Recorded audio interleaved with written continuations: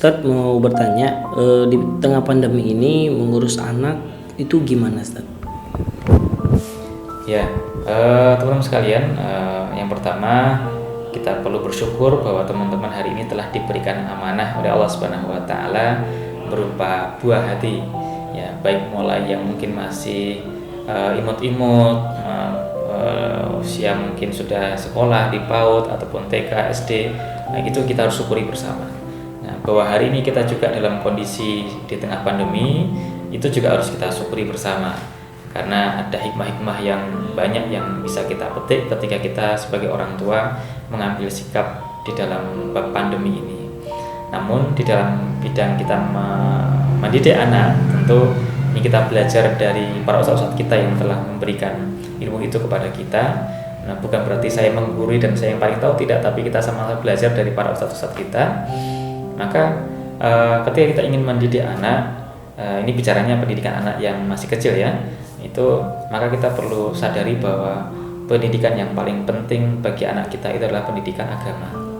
Maka di tengah pandemi yang hari ini kita mengharuskan kita belajar di rumah ataupun mungkin kita sebagian masih bekerja di rumah, maka sama-samalah kita mengupgrade diri kita untuk bisa mempelajari agama, supaya kita bisa mengajari agama kepada anak-anak kita. Sehingga kalau toh kita juga tidak bisa mengajari mereka agama misalkan, maka alhamdulillah saat ini banyak lembaga-lembaga pendidikan yang online yang dia itu berbasis agama, ya, seperti modelnya homeschooling begitu, tapi online, tapi dia full agama. Itu wasilahnya. Tetapi yang paling penting harus kita pilihkan teman-teman sekalian, pendidikan agama tentu dimulai dari pendidikan Al-Quran. Itu yang paling penting. Al-Quran itu berarti pendidikan membaca.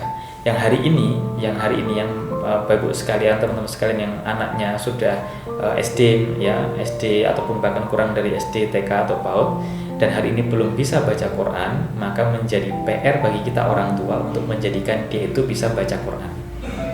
Karena bab yang pertama kali harus kita pelajari itu adalah Al-Quran. Karena Al-Quran ini kan sumber kehidupan kita, pedoman kehidupan kita. Tidak mungkin dia akan bisa dipelajari kalau kita tidak bisa membacanya. Dan kita sebagai orang tua kalau bisa mengajari anak-anak kita tentang Al-Quran di usia hari ini, maka itu pertama akan menjadi model bagi dia. Yang kedua akan menjadi amal jariah yang panjang untuk kita sebagai orang tua. Nah gitu. Jadi pelajarilah Al-Quran ini mumpung anak-anak kita itu lebih banyak di rumah hari ini. Ya, ditambah juga setelah pelajaran Al-Quran, maka pelajaran iman. Konsep pelajaran iman ini perlu kita tekankan kepada mereka. Nah, menyadarkan siapa Robnya, lantas apa tanggung jawabnya.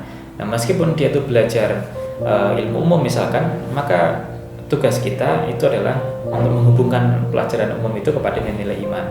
Dan sebenarnya kalau sekolah-sekolah kita, sekolah-sekolah Islam dari mulai tingkat TK atau PAUD ataupun SD itu bisa mengaplikasikan kurikulum dari Nabi, yaitu kurikulum iman, meskipun dia belajar matematika, meskipun belajar tentang IPA, tentang sosial, tetapi ada nilai-nilai iman di dalamnya, itu lebih mantap mengena kepada anak-anak kita.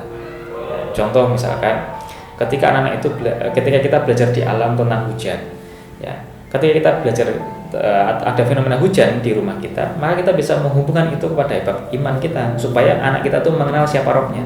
Oh hujan, nah siapa yang menurunkan hujan? Nah siapa yang membuat hujan? Nah siapa yang bisa mengirimkan hujan? Itu kan jawabannya itu adalah semua Allah Subhanahu wa taala gitu. Nah, kenapa di sini hujan? Kenapa di sana tidak hujan? Itu kan kalau kita merunut bab iman, tentu mengarahnya kepada itu yang mengatur adalah Allah Subhanahu wa taala, Rabb kita. Nah, itu salah satu contoh pelajaran iman, tidak hanya sekedar hujan. Oh, hujan ada airnya, prosesnya karena ditarik oleh awan, membentuk kumpulan awan sehingga turun hujan. Tidak sebatas itu kan proses ilmiah kita. Tetapi dari sisi keimanan harus kita tanamkan pada anak kita, sehingga anak-anak kita ini perlu belajar Al-Quran. Dan yang kedua, belajar bab iman sebagai landasan tauhid dia. Ini yang paling penting sebelum belajar yang lainnya. Nah, setelah belajar bab iman, belajar bab syariat. Syariat ini terkait dengan syariat dia ketika dia sebagai mukallaf nantinya, orang yang sudah terbebani syariat, orang yang sudah balik, dia akan tahu halal haram, kewajiban, sunnah itu dia akan tahu. Itu itu menjadi bekal. Dan hari ini mumpung di rumah teman-teman sekalian, Bapak Ibu sekalian, ya datangkanlah guru kepada anak-anak kita meskipun via daring kalau kita tidak bisa ngajari mereka. Tapi kalau bisa ngajari mereka, ajarilah mereka ya sepanjang masih kita punya kemampuan.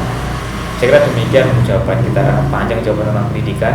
Kita nanti bisa ulas di episode sendiri tentang bagaimana kurikulum pendidikan untuk usia dari mulai TK sampai tingkat SD seperti apa. Wallahu a'lam bishawab.